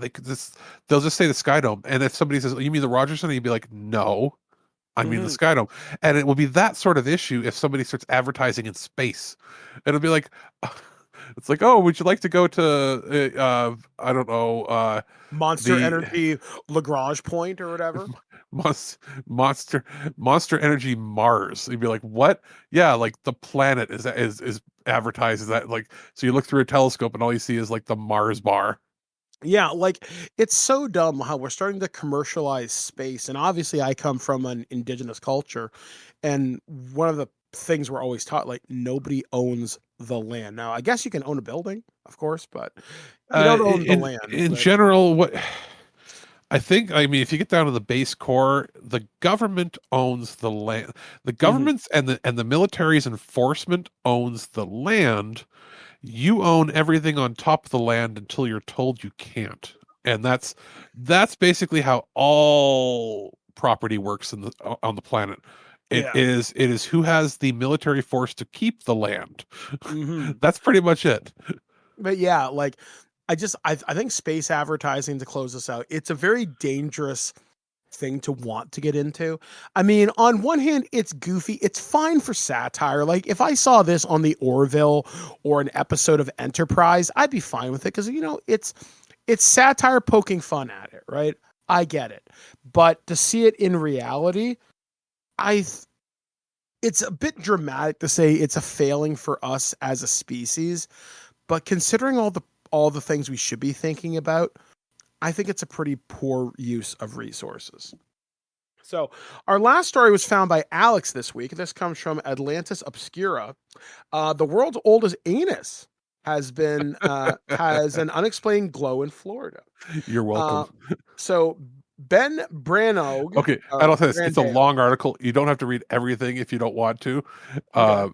Just because, it'll get scientific, but all I saw was the oldest ass. Oh my god, this it's long, but it's not so bad. So you just tell me when to stop. So okay, so Ben Brandeo remembers his first official introduction to comb jellies vividly. It was 2017. He was running kayaking tours in Cape Canaveral, Florida, taking people to see bioluminescence, a phenomenon in which some creatures emit light. In late October last year, two buses full of geneticists pulled up to the shore to join his tour. Having coming from Europe for a genetics conference in Orlando, they rode an hour and a half to Cocoa Beach, and they were clearly excited. Are we going to see the comb jellies? They kept saying. We really want to come see the jellies. Comb jellies, whose many species make up the I can't even pronounce this, are some of the creatures that can emit bioluminescence when agitated in water splashed by paddles, even hands. But other organisms here glow in the same manner. So Brandeo was curious as to why two busloads of scientists were so thrilled about them. It turns out geneticists study these organisms because they are among the oldest living beings on Earth and thus carry some of the oldest genes on the planet. Comb jellies have been around for 600 to 700 million years, says George Matsumoto, senior education and research specialist at Monterey Bay Aquarium and Research Institute. But about a year prior to Brandeo's geneticist visit, the creatures made a splash in the scientific world for an entirely different reason: their unexpected pooping process. The transparent oblong jellies shocked scientists with their number two tricks in 2017, when evolutionary biologist William Brown showed video of them defecating at a conference in St. Augustine, Florida. Until then, scientists believe everyone gather. Yeah, what's the jellyfish poop? For the defecation. Until then, scientists have believed that comb jellies ate and excreted through the same opening, similar to other simple organisms. But Brown's videos showed that they had a mouth in addition to an anus, which meant to them they had evolved through their so-called through gut, in which food comes through the mouth and when it comes out the other end. This revelation was such a big deal that it merited a publication in the journal Science, which stated the butthole of one of the finest innovations in the past 450 million years of animal evolution because it made eating more efficient and more hygienic. Before comb jellies evolved the extra waste expelling outlet, all known organisms were eating and excreting through the same orifice. This made comb jellies the proud owner of the world's oldest anus. And that's kind of where I'm going to leave it there. That's kind of interesting because you don't think like when, you eat, you eat and, eventually a couple hours later, something comes out. You never think about the evolutionary process that led you to how originally it was like you chew it, made its extract waste, nutrients, and then you barfed it up. Yeah. But not realizing that could lead to other bacterial. I'll bet you that for the longest time, the leading cause of death on some of the simple organisms were bacterial infections. Yeah, or like toxo whatever. Like, yeah, like it's really fascinating. Stomach acid wasn't just created, to help break down the food to eat. It was there to help stop some of the bacteria from forming. And the idea where it goes into our large and short intestines is like, it's funny how we developed symbiosis with certain bacteria that actually help kill other bad bacteria. And that's one of the reasons why, I won't judge you for if you want to be like a vegan or that, but you have to take a whole bunch of special probiotics in that, because if you don't eat meat, you actually don't get the symbiotic relationship with certain bacteria in your gut biome. So like otherwise you have to constantly be keeping it up with probiotic pills and stuff, and you have that, and it's like you find out that like that's just an evolutionary tactic that we had. Hey, a lot of bacteria used to make us shit our brains out till we died. And then this other bacteria was like, hey, I like eating this food that's inside this person. It actually gives me nutrients, but I don't like that my host keeps dying. So I'm going to help my host by killing off the bad shit. Hey, don't ruin it for the rest of us, basically, is what they were saying to each other. And after that was done, it was like, hey, it's a lot easier for this to just come out the other end so that more food can come in the front end. Yeah, like it's always so amazing to me as a person who I've got, I would say, a pretty reasonable grasp on science, though biologics is where I'm probably the weakest. I know more space stuff, and that's honestly talking with like aired and stuff like that. But it's like whenever I look at the amazing evolutionary processes to which we as a species have developed, but also looking at the animals around us, have they evolved? And because some of it, because we share, like you said, similar traits, like how we eat, how we expel waste. It's really, it's kind of astounding. And I know it comes from such a dumb place. Like Mike, you're talking about poop. Alex, you're talking about poop. But you got to think about it. Like, how did that process start? Like, you weren't just born with an anus. You weren't just born with a digestive system. It had to evolve over time from a simple organism, from the paramecium or whatever the hell that simple organism. Yeah, and it's like, again, it survived, not just full Darwinism, but like it was survival of the fittest. Like at one point, we did not as a species have that bacteria that helps us break down food, and you'd get dysentery and die. And then it's like, or you find out that a good example of how, it's funny how we sort of conquered some of these things on our own is, chili peppers and the capsaicin, the actual chemical that gives you the hot, horrible burning taste, that most mammals and most other animals won't eat hot peppers because it can fuck with the lining of their stomach. That has to do sometimes with the pectin and the skin. And some people are allergic to that. I know some people that are actually. Yep, I am. They get bad diarrhea, but also bloating and issues. I don't have that problem, but some people get it. It's not just indigestion; like it's literally a physical reaction. And other species like dogs and cats and other things, they can't eat it, or not just for the spiciness. It'll really hurt them. But the whole reason for it is because birds, the plant was developed in such a way that it was made so that it could spread its seeds. Birds can eat chili peppers, and they don't, in their tongue or their brain, have the hot pepper receptor that gives you that hot burning taste, the capsaicin, at all. And they also don't have the other, I think it's the pectin thing, it doesn't give them tummy aches when they eat. So the whole point of that chemical is actually so that birds will eat it, fly around when they're pollinating other plants, and then poop out the seeds. And just, they'll poop out the seeds, and then you get new peppers growing, because to thwart off other predators that would normally eat their flower.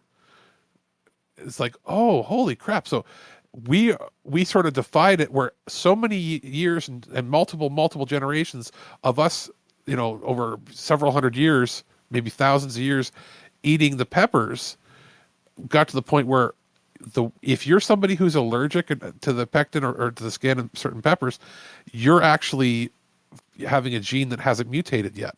Whereas people that can eat it have mutated to the point where they're like, this is tasty, I love the burn.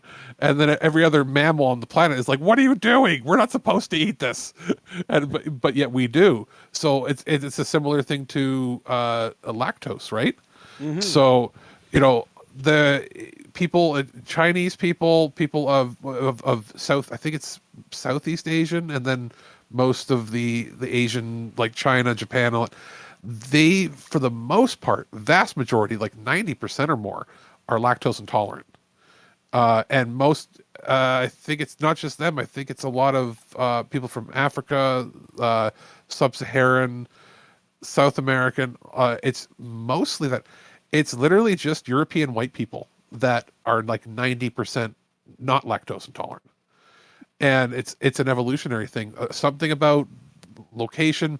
It might have to do with scarcity of food. All these factors factor into it, that there was a mutation in it, and that is why white people can drink milk and white people can have cheese and everything without having the same problems that some people have.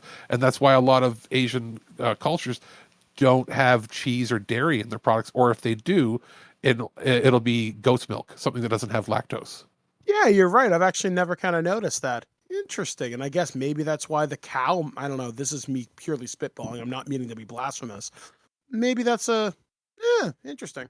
Yeah. It could be a factor, but like the reason that goat's milk is popular in a lot of the countries, let's say outside of Europe, is because it's an actual milk that they can have, where it doesn't give them serious stomach problems. It's not just because, we're living in a world where you can get milk anywhere you want. You can store it. Like, there's not really a place on earth that can't store milk or pasteurized milk. It's just they literally in their diet can't stomach it.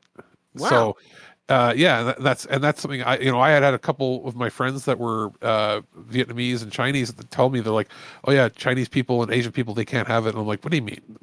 That's bullshit. I remember them telling me in high school, I'm like, how come you guys never get cheeseburgers when we go to get hamburgers? How come how come you don't get pizza really? Like, and they're like, because they get tummy aches. I'm like, you get tummy aches from mozzarella cheese? And they're like, yeah, they have to get like, ones with goat cheese or different things. And I was like, what are you talking about? And then years later, I remember watching a documentary on TV, and they're like, yeah, it's literally vast majority. It's the vast majority of people that aren't, white European descent have trouble with lactose. I seem to recall someone telling me as an indigenous person, they find it very strange that I like milk so much, but because I'm mixed heritage, because my father is Scottish and English, because you tolerate it. Basically 50% of your DNA is European Caucasian. Because of that, you're able to probably tolerate it more. Yeah, that's really, because I remember, I think it was my aunt was very surprised because she sees me as full blood. I'm like, Mom, Grandma, I'm not, but she's like, yeah, I find that very weird how you can just take that whereas I can't. Like, why? And that's actually that's a conversation I forgot about for like friggin' 30 years. Holy shit. Well, and as populations in our areas and geographically change, where we've got a lot more people that are immigrants from Asia in like our parts of Ontario, you'll notice that grocery stores are stocking a significantly larger amount of lactose-free cheese and milk. Like regular cheese and milk, like, they used to have to go to like the vegan section or whatever to find like the one trail milk or whatever. The 1 liter bottle. Well, now it's in all sizes and all brands. They like, it'll have like your for Americans, you might sound weird when we say this, but like, we don't have whole milk. We have homo milk, homogenized milk, 3.2%. We'll have the homo milk. We'll have the 2%, the 1%, and skim. And it used to be you had to go to like a different section to find specialty diet stuff. Now, right beside it, you'll find lactose free. And the same and it used to be like a lot more expensive. Now it's the same price. And then if you go to like the cheese section, you want to get your cheddar, your mozzarella, they now have right next to it lactose free. And I was like, what's that? And I saw a thing on TV as well where they said it's because we have a lot more people from Asia living here where they want cheese, they want pizza, they want things, but they, traditionally couldn't have all the same ingredients. So now we're finding that lactose free. We might get to a point where, for the ease of use and ease of sake, that it becomes flipped around where just the default is lactose free. Yeah, because one thing I've noticed as I've gotten older, and definitely since I've had surgery, I don't tolerate lactose as well as I used to. So now I buy the Nutrell milk that's lactose free. And honestly, I kind of prefer the taste as opposed to regular milk now. I don't think it's that dramatically different either. Yeah, it's something subtle, but lactose-free milk, and again, this is just my perspective on this, I find it just tastes better with like my Rice Krispies or my Cheerios. Best way to describe it is maybe less creamy. And and one thing I will say, like I sometimes will get it when it's on sale. You get less less mucusy, if that makes any sense. Yeah, like 100%. if you get like indigestion or burps after, you might get like, oh, it's a milk burp. You don't get those. That's fascinating. So yeah, like sorry, it was a long tangent, but basically to show that's sort of what's going on. And it's interesting that they sort of pinpointed that this is the species on Earth that got a bum for the first time. Yeah, so fascinating stuff. So anyway, guys, that's going to do it for this edition of the Weird News, only on thisweekingeek.net. We're going to have another review. Again, not sure which one's going here, but we'll be back right here after the show. And we're going to tell you about some of the cool things that are coming up on the site in the next little bit as me and Alex start to ease into 2025. So we'll be back, guys, right after this, only on thisweekingeek.net.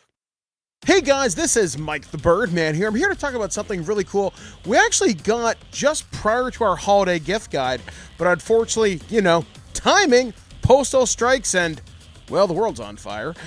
We were able to get this done thanks to the help of one of my friends, Nick, who is going to be one of the contributors who will be helping us out from time to time, taking a look at certain RPG products, because, hey, they have an expertise that I don't, and I generally trust their opinion. So Nick was able to take a look at one of the things we got sent from Free League Publishing, and they took a look at the Blade Runner introductory set. So this is what Nick had to say. What strikes me most about the Blade Runner introductory set is the top-notch production value. The box includes quick play rules, custom dice, and an introductory adventure with full-color handouts and sample characters. The handouts are important because the Blade Runner RPG is meant to feel like a real cooperative investigation of a police case.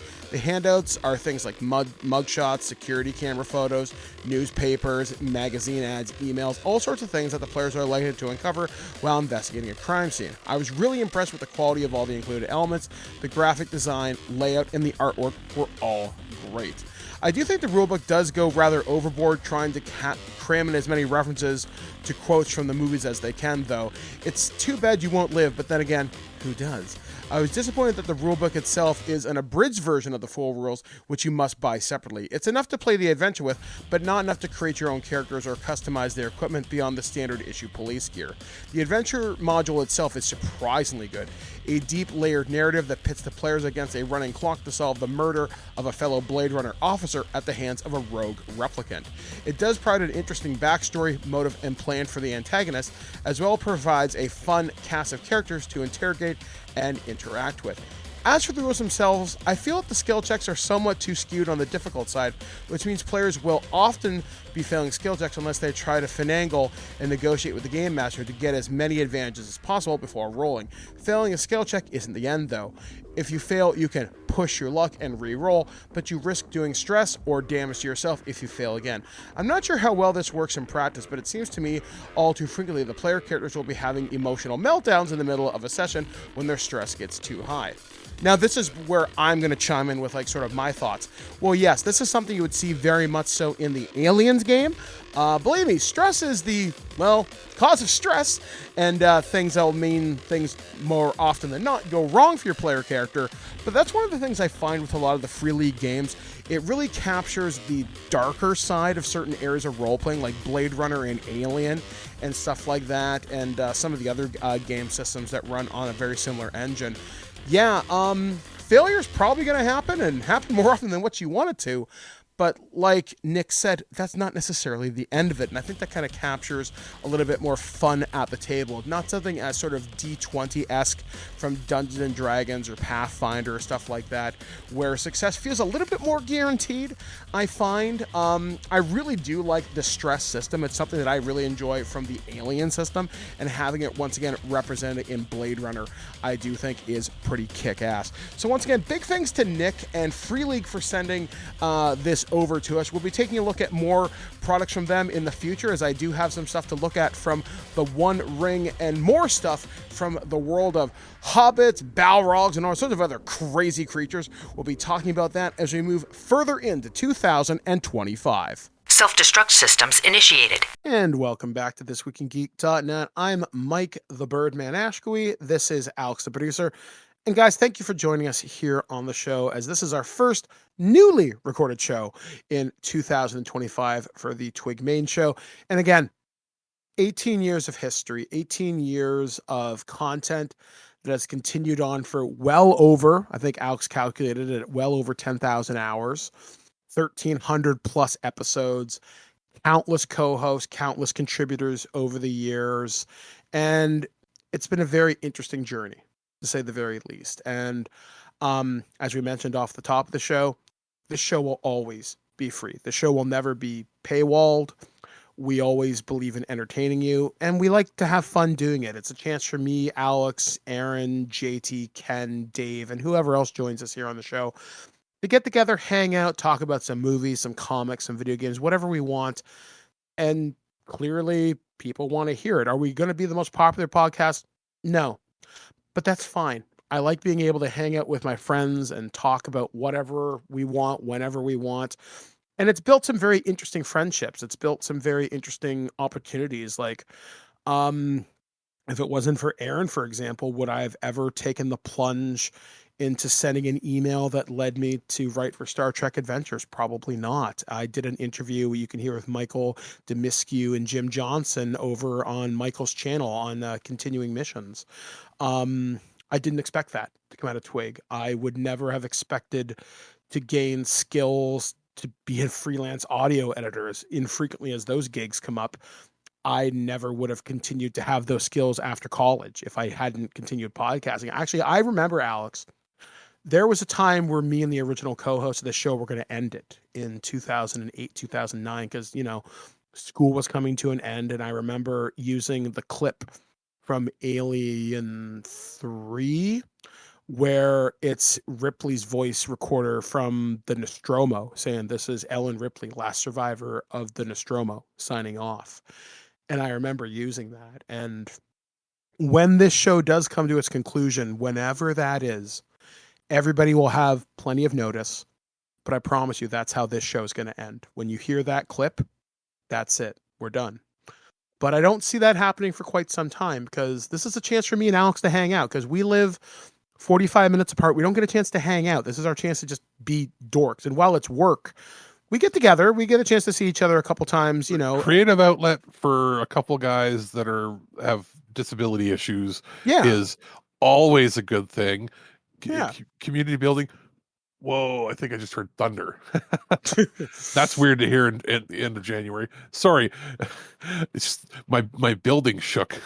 Oh, please don't die. Yes.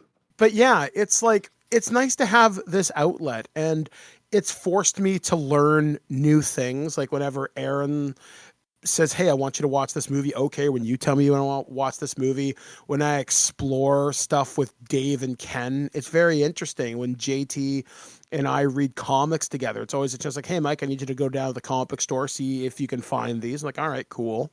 And it's fun. It's always interesting, and just getting a chance to celebrate nerd culture. And I would say a fairly positive environment, but we're also not going to bullshit you either. If something sucks, something sucks. But it's nice. And this is our little corner of the internet. We're glad many of you are still listening. I posted about the anniversary the other day on my Facebook and my Blue Sky account. And one person said, "Hey, I've been listening to you since 2010. Ken, who started out as a listener back in high school, said to me in a private conversation, "I never thought I'd become a team member for as long as I have. I'm grateful for the opportunity." And another person who remembers me from the Niagara College days that says, "Hey, I remember when you started out back in 2007, and it's pretty cool to see you guys still going." And it's nice to be a part of people's lives. It was nice to hear from Luke, wanting to hear some of our old DVD commentaries. I don't know. I'm grateful for all the relationships that have come through this. I'm grateful for all the opportunities that have been afforded to me as a part of this dumb little hobby. But I'm glad that I get to join you and hang out with Alex and everybody else a couple times a week. It's been a lot of fun. I remember, and this will be the final thing that I'll pass over to you, Alex. I said to Dave just before the holidays, I said, "Hey, if it wasn't for this show and your show, Welcome to Primetime, I would never have reached out to you. I'm glad that we became friends. I'm glad we have this outlet. I'm glad that we're becoming as close as we are." And he's like, "I really appreciate that, and the feeling is mutual." So I'm grateful. I'm very grateful that all the opportunities have come for this. Cost me about an hour to edit the show, and however long we talk about whatever. It's fun, and I'm grateful to keep going for as long as you guys will have us. So any concluding thoughts from you, Alex, before I announce what's going to be coming out as our new show for the year? I can go over some of the stuff that we've got coming up that are already scheduled. Okay. Yeah. So we have an Earth versus Soup. We're back to having one a week now that we're officially back from our hiatus. And this upcoming week's one is Atlantis, the Lost Continent from 1961. Beyond that, over the next week, I will be probably editing and scheduling the next several months worth of shows, because as you know, we've mentioned it a few times, I've probably got like 100 weeks because even though we release one a week, Aaron and Darlene, sometimes they'll send me 3 or 4 episodes, within like a 10-day period. So we've got so many things to go through there. We've also got at some point in the next few weeks, we'll have a loose cannon on the Scream franchise for Scream 4 to 6, because we've already had the first 3 movies discussion come out. I think it was last week. We've also got the discussion that you guys did on the Now You See Me franchise, as well as I think a few other things in the works, but that's what I've got sort of scheduled right away. As far as games and movies that we'll be talking about, I'm not sure, depending on the actual release that we have for a Turner Treasure episode, what what the order is of some of these things coming up. But I can say now, I believe, what I've been playing. I can't say the reviews necessarily yet for some of them, but I have had a chance to sort of play a few indie games, as well as a few sort of AA or AAA. I've had the new Dynasty Warriors Origins game that came in after we were on our hiatus, so I've been working on that. The review embargo lifted for that about a week or so ago, so I can actually talk about that. It's pretty fun. I'll say that right now. It's different than what you'd expect, but I'll have a full review of that coming up later on. Bunch of movies. I can't even list them all, because I'm going to have to pick and choose which ones I actually review, which ones I give like just impressions to over the next little bit. Also have a review of can I talk about this one? No, I can't talk about this one, but it's something. And I have The Eternal Strands, which is a new game by some former BioWare devs and some former Ubisoft devs that made a sort of survival action RPG mixed with Shadow of the Colossus kind of gameplay. It's pretty neat. I have that to talk about at some point over the next little bit, as well as Star Wars Jedi Power Battles. That's a blast from the past, eh?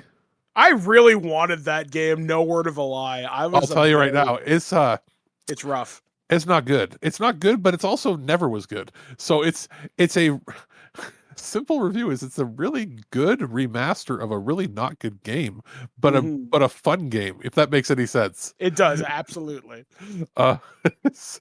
So I've also got Phantom Brave. I could say that I've working on that review. Phantom Brave, The Lost Hero, which is a sequel to the PS2 game. It's a strategy RPG, as well as just got the Macross Shooting Insight, which is a side-scrolling shoot 'em up based on the Macross, probably better known as Robotech here, I guess. Yeah. So I just got that, so I'll be working on that over the next little bit. But yeah, I got a few other things, and there's some other stuff in the works coming in. I also will have reviews of the newest OnePlus 13 phone.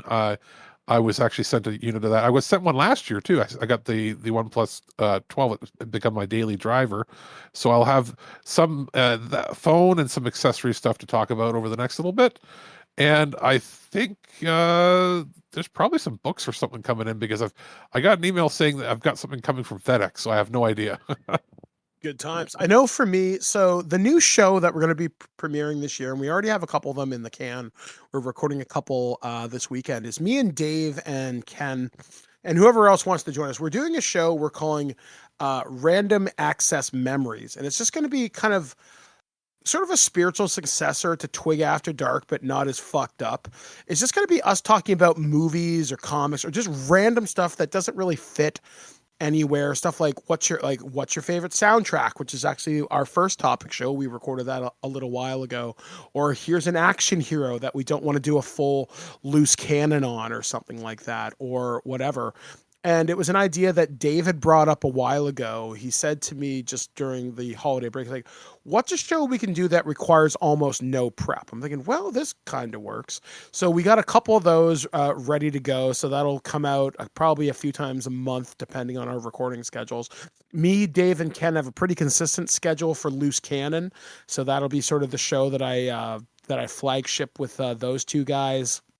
working with JT to get him on a little bit more regularly. My biggest problem is finding time to read what he assigns me, but I know we're doing something on the Sony Spider-Man, non-Spider-Man universe, sort of like a porous mortem rather, on like Madam Web, Morbius, Kraven the Hunter, that sort of thing. We're going to talk about those. God. Okay. We're also going to be talking about What If, but not the TV show. We're actually going to be talking about some of the comics. I was able to source about 10 issues of the classic series. So we're going to talk about What If and some of the cool memories we have of that. And then eventually we're going to do Batman villains. But yeah, it's going to be a really good year for TWIG. Like me and Alex were talking about off air, we're going to take maybe a break later on in the spring, probably around Easter-ish, for about 2 weeks just to recharge the batteries, because... Which again, things will come out. It's just we won't be doing our weekly shows. We'll have some stuff banked ahead of time. Exactly. And that's sort of the idea this year, is to have a lot of stuff in the can, because the way things are working, my advocacy schedule is going to pick up now that spring is getting closer. But... it also means if there's less prep involved, I can do more interesting stuff. That's where Random Access Memories came from. But this year's Summer Game Fest just got its dates announced. And with Nintendo openly saying, hey, Switch 2's coming, get your wallets ready. It's going to be a year. Is it the first week of April? We've got the reveal direct, and that's going to probably give us our pricing and everything. And that means that when they did the Switch, it was only 2 months between the announcement direct and the actual release. Mm-hmm. I think this means that we're getting it in June, right around the end, probably the end of school for people. Wouldn't be surprised if it's like a week or two after Summer Game Fest. So if that's the case, it's going to be it's going to be a very interesting thing for us to watch. I'm already prepared. I'm preparing my body for 8 hours of the Japanese indie game show and the surprisingly really good multi-hour show from South American game developers. That's where a lot of the coolest indie stuff was this past year. So I imagine there's going to be a lot of stuff that's announced for Switch that will have enhanced versions for Switch 2. Yeah. Like, it's going to be interesting to see what happens. So regardless, we're going to do a lot of cool stuff this year. I'm looking forward to it. I think this is going to be a really fun year. I'm going to be interested to cover the Switch 2 this year, because the Switch 1 was never my favorite console, but I did play some really fun games on it. So this year, maybe I'll go a little bit more ham in the Switch 2 hardware and games. We'll wait and see. Who knows? As long as my fight sticks are compatible, which they should be from what I gather. We'll wait and see. So anyway, guys, for this edition of This Week in Geek, we have been Alex, the producer. I've been Mike, the Birdman, saying be excellent to each other. Let's start things right. We'll catch you guys again here next week, right here on thisweekingeek.net. At no point in your rambling, incoherent response were you even close to anything that could be considered a rational thought. Thanks for listening to this episode of This Week in Geek. Hungry for more? Check out our website at thisweekingeek.net. You can subscribe to the podcast, browse our Twitter and Instagram, and leave your thoughts on today's topics. If you'd like to give us some feedback, send us an email at feedback@thisweekingeek.net. Tune in next time, and remember, Lower your shields and surrender your listenership. We would be honored if you would join us. Thank you for your cooperation. Good night.